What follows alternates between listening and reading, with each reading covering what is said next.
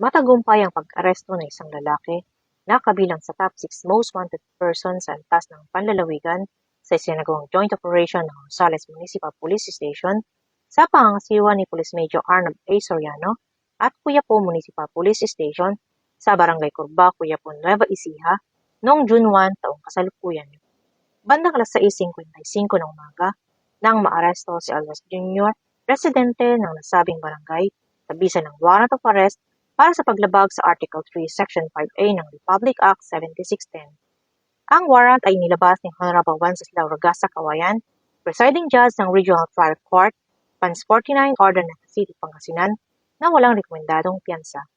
Matapos ang pag-aresto, dinala ang akusado sa kustodiya ng Cuyapo Municipal Police Station para sa kaukulang dokumentasyon at turnover sa korte.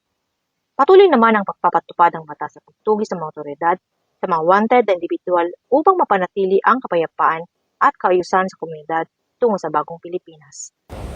Mula dito sa Ilocos Region, ako ang inyong Police News Network Correspondent, Police Master Sergeant Carmela Danggecan, alagad ng batas, tagataguyod ng Balitang Pulis.